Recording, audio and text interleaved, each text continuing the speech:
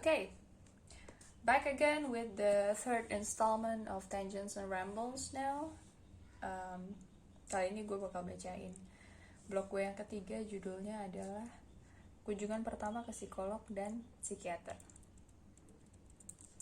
Here, I'm going to tell you based on my experiences ya, what to expect when you're meeting a therapist or psychiatrist for the first time.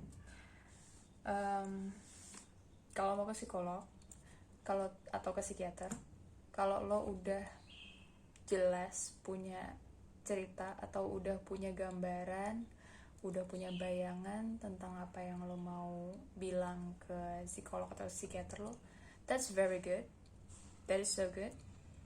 Tapi di sini gue mau menekankan bahwa it's normal to not to know what to say or what to expect when you are meeting your therapist for the first time.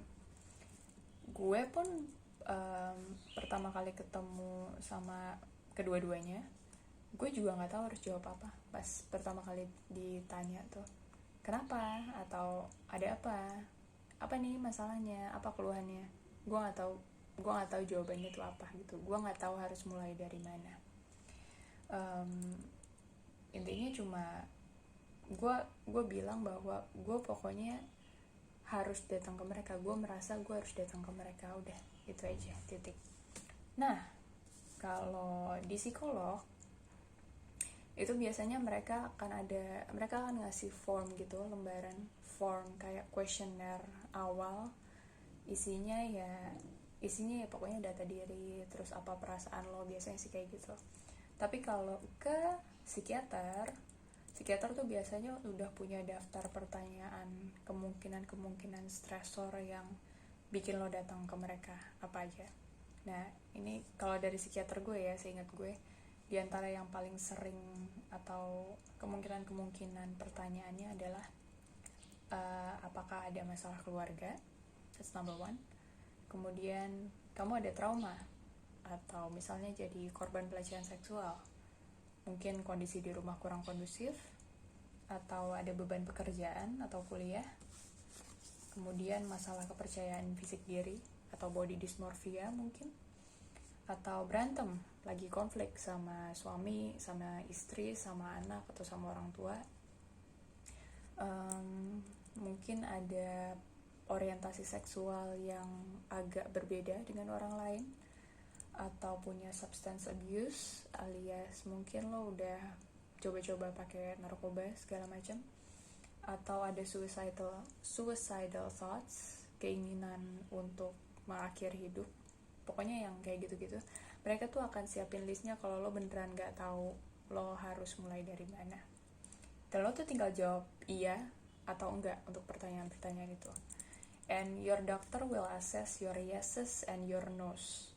Karena kalau kamu menjawabnya itu kayaknya kurang yakin, nah dokter lo itu bakal ngelanjutin lagi lebih dalam di bagian pertanyaan itu.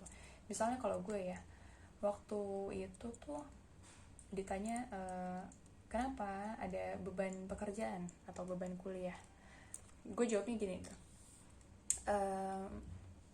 iya, tapi sebenarnya kayaknya bukan itu dok. Tapi iya sih, saya stres soal itu. Tapi bukan itu stresornya. Nah, pokoknya yang kayak gitu-gitu tuh. Lu boleh jawab kayak gitu aja. Nanti ditanya lebih lanjut sama psikiater lo.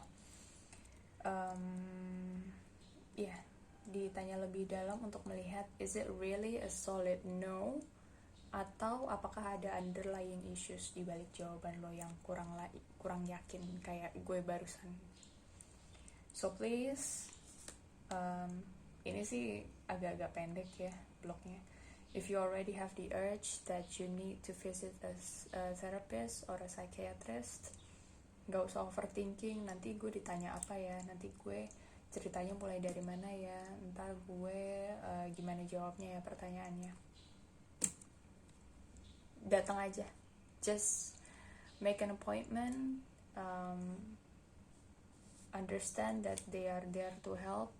Makin lama lo pendem, makin lama waktu terus berjalan, and yeah, they're there to help, so you are not alone. and go make that appointment right now.